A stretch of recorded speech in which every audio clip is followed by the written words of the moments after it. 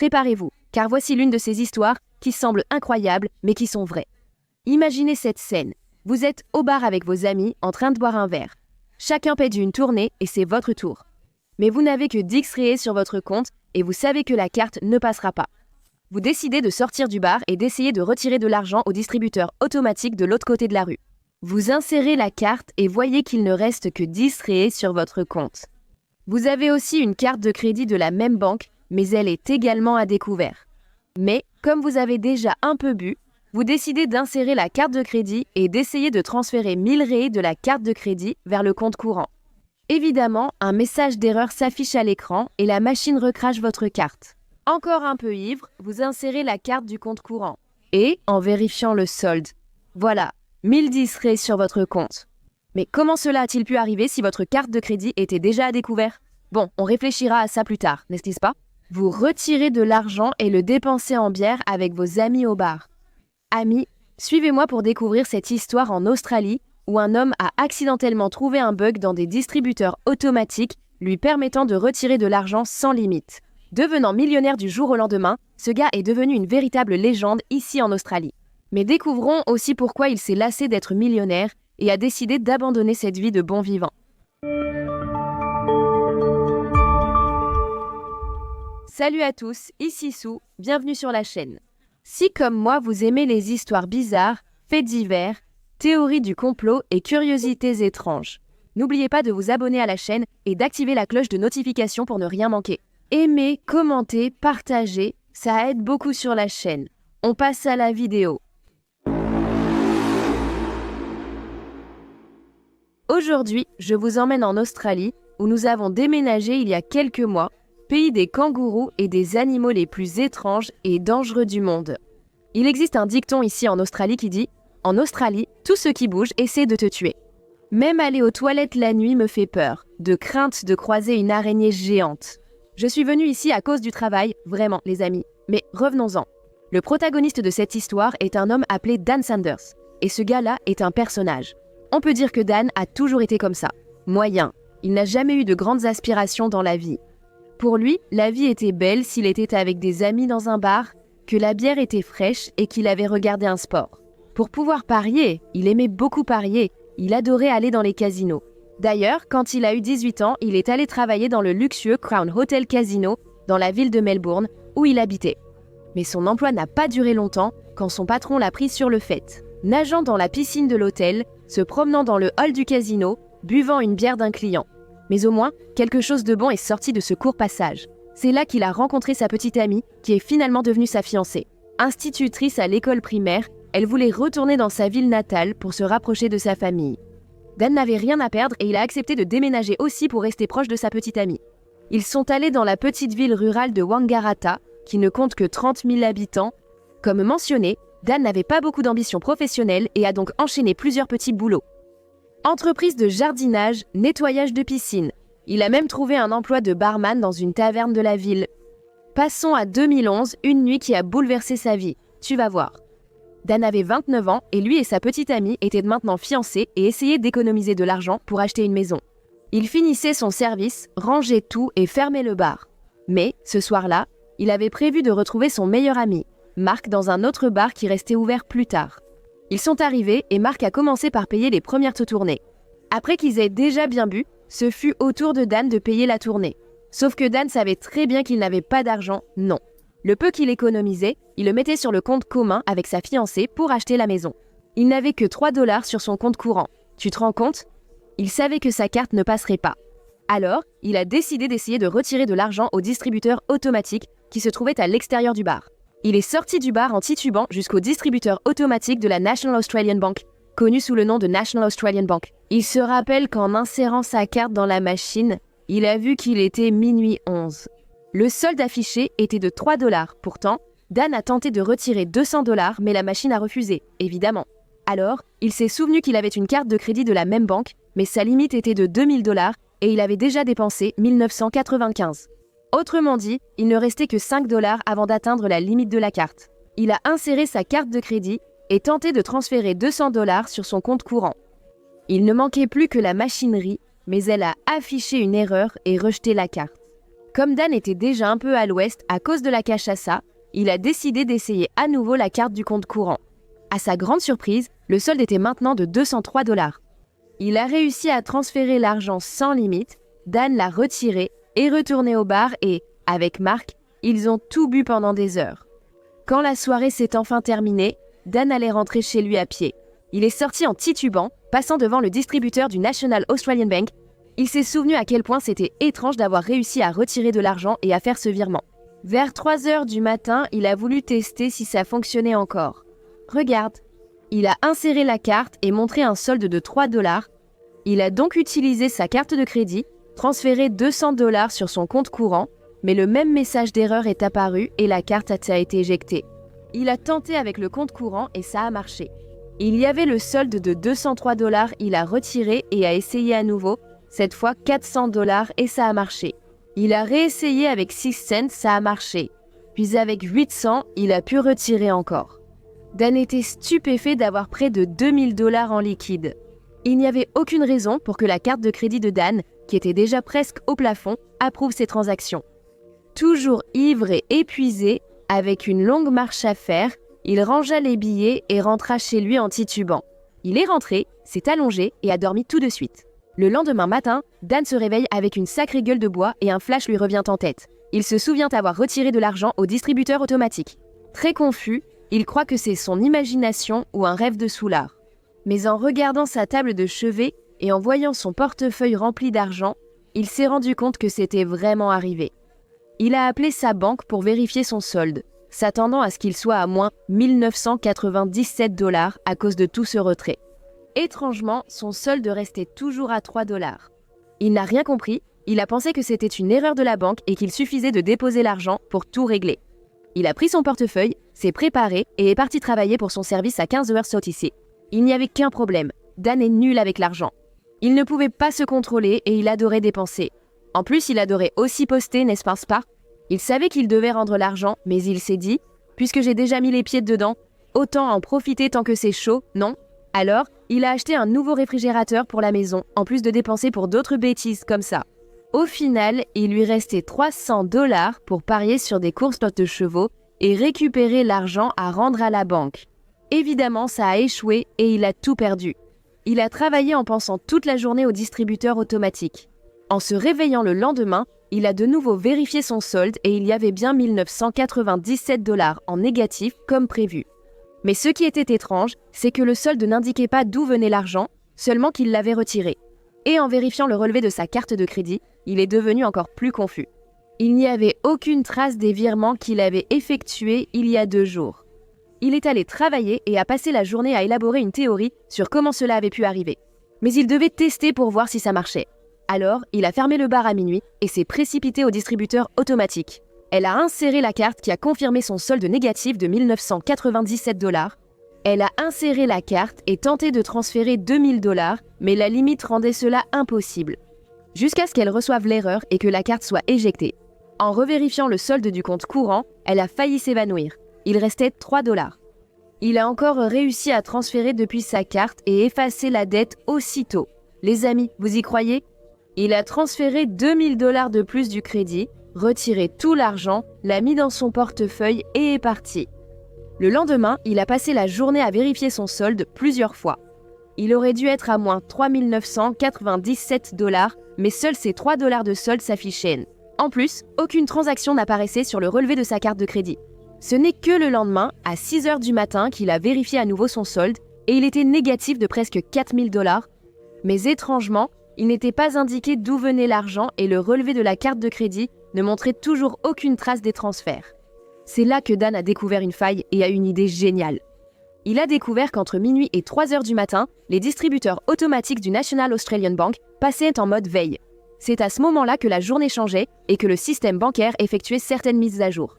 Mais la faille, c'était qu'à cette période, le réseau de la banque se déconnectait des distributeurs automatiques. Malgré cela, les distributeurs autorisèrent les virements et les retraits des clients pour ne pas les pénaliser. Comme il n'était pas possible de vérifier sur le réseau, le distributeur autorisait un virement de n'importe quel montant et permettait aussi un retrait de n'importe quel montant. Il a constaté que le système mettait environ 30 heures pour afficher le solde négatif correct sur le compte courant. Cependant, La carte de crédit ne gardait aucune trace des virements. Le plan de Dan était simple. Il lui suffisait de transférer depuis la carte de crédit chaque nuit, entre minuit et 3 heures du matin. Montant destiné à couvrir le découvert avant la mise à jour du solde par le système. Transférer plus d'argent pour retirer et profiter de la journée. La nuit suivante, il fallait refaire pareil, mais avec un montant plus élevé pour couvrir le débit et retirer plus d'argent. Créer de l'argent à l'infini à partir de rien, c'est comme le code d'argent illimité dans les Sims. Qui y jouait? J'adorais ça enfant. Mais pour revenir au sujet, Dan a gardé sa découverte secrète, sans même en parler à sa fiancée. Elle était institutrice dans une école religieuse. Il savait qu'elle n'apprécierait vraiment pas cela. Mais du jour au lendemain, il a commencé à dépenser comme s'il avait gagné au loto. Il offrait des tournées, des cadeaux, emmenait sa fiancée au restaurant et laissait de gros pourboires. Il a commencé à dépenser tellement d'argent dans les paris sportifs et à payer des tournées aux propres clients du bar où il travaillait. Son patron l'a finalement licencié, le soupçonnant d'être impliqué dans le trafic de drogue à cause de ses grosses dépenses. Mais cela ne lui a presque rien fait. Après tout, il avait trouvé une mine d'argent sans fin, non? En seulement une semaine, il avait déjà retiré et dépensé l'équivalent de 110 000 réais. Quand on lui demandait l'origine de son argent, il répondait avoir gagné beaucoup en pariant sur un événement sportif. Et comme tout le monde savait qu'il pariait énormément, les gens l'ont cru. Tout le monde autour de lui était heureux, profitant de soirées arrosées chaque nuit, sauf sa fiancée, qui a rompu avec lui par message. Elle lui a envoyé ce message. « Je ne sais pas dans quoi tu t'es embarqué, mais c'est clairement louche et je ne veux pas y être mêlé. » Ça lui a brisé le cœur comme ça. En devenant soudainement riche, il avait perdu sa fiancée et leur relation de plus de 4 ans. Sans emploi, sans fiancée, il a décidé qu'il n'avait aucune raison de continuer à vivre là-bas, à Wangaratta, et il a choisi de retourner dans la grande ville, à Melbourne. Avant cela, il a appelé Mark, son meilleur ami, pour lui raconter le bug du distributeur. Mark était choqué, mais il a dit que c'était une histoire de Danny et qu'il valait mieux qu'il n'en sache pas plus. Ainsi, il n'aurait pas à témoigner contre son ami plus tard, tu vois.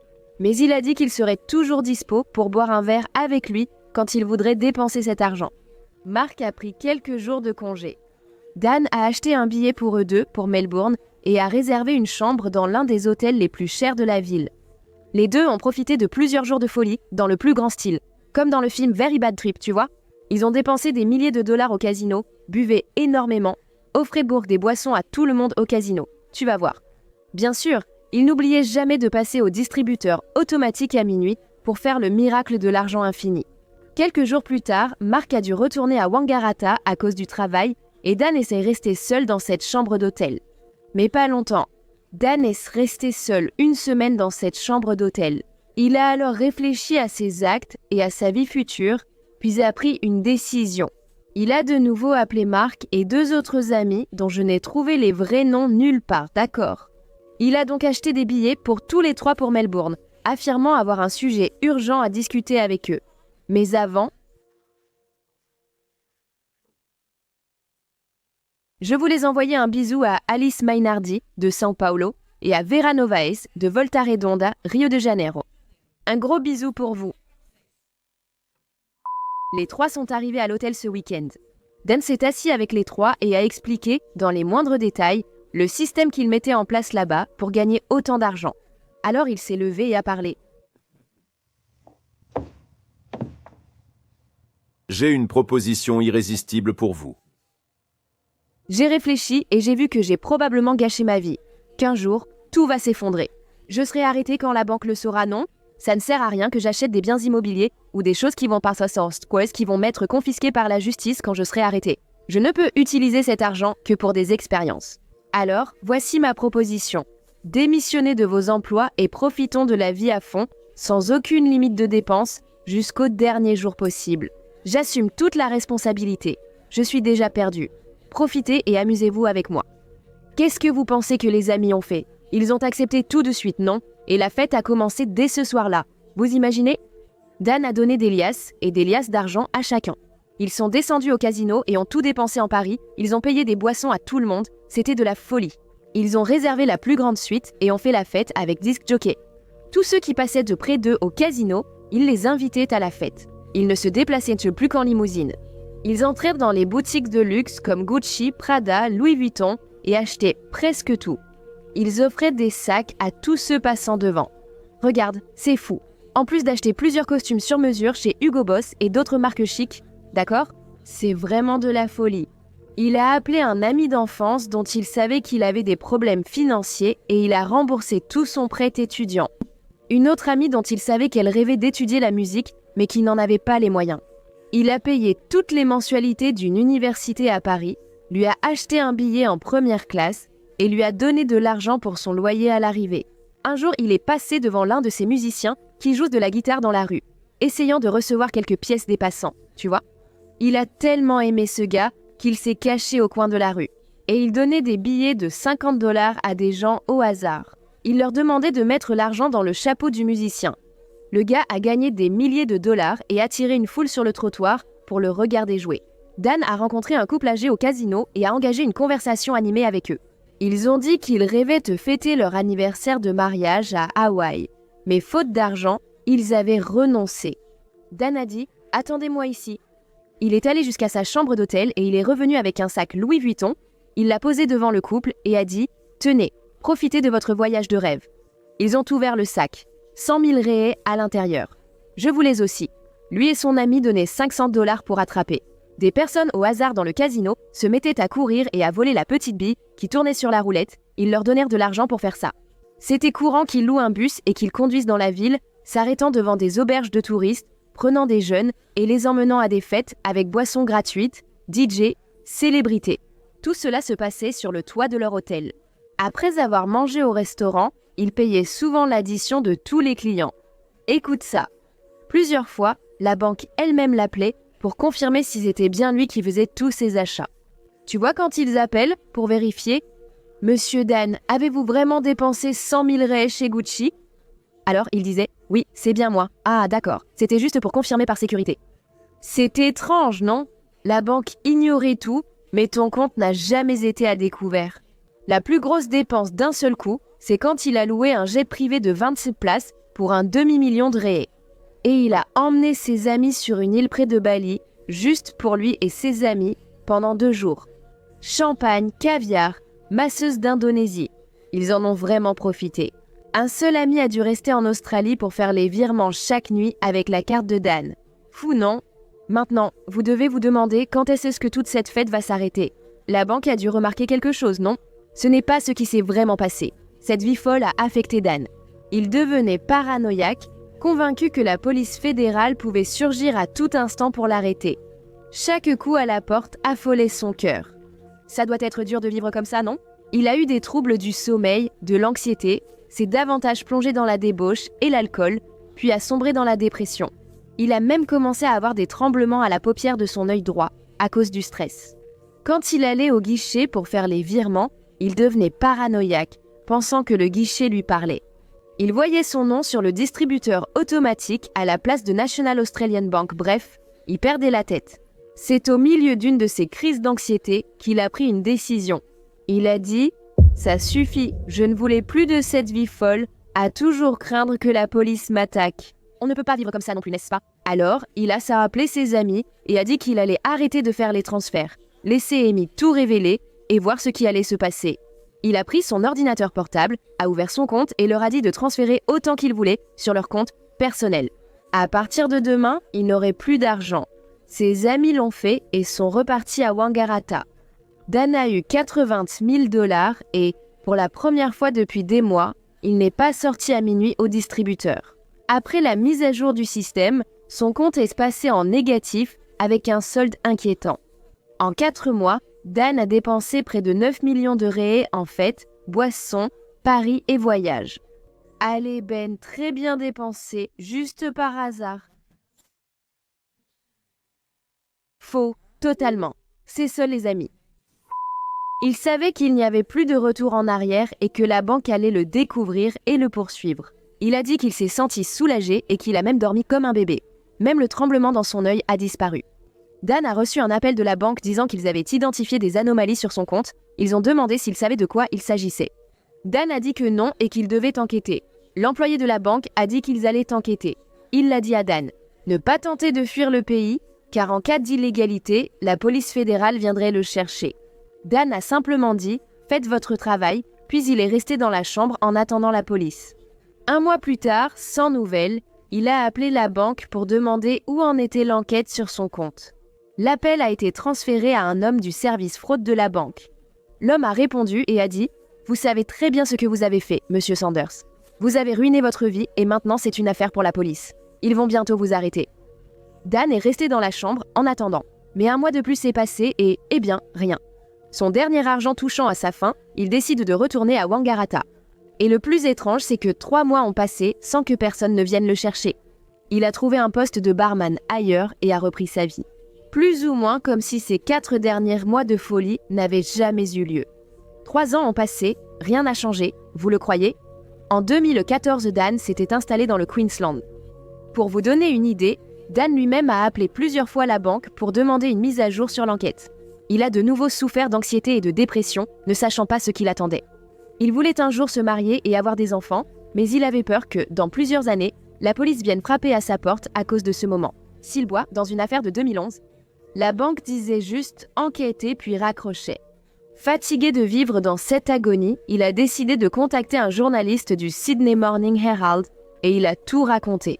Et le journaliste a écrit un article d'une page entière racontant l'histoire de l'homme qui a découvert une faille dans le système et a vécu comme un roi. Il n'y a plus d'issue, la police va venir, non ? Réfléchissez encore. Ni la banque ni la police n'ont vérifié l'histoire. Il semblait que seul Dan s'intéressait à la justice. Il a alors contacté une émission de télévision très célèbre en Australie, A Current Affair.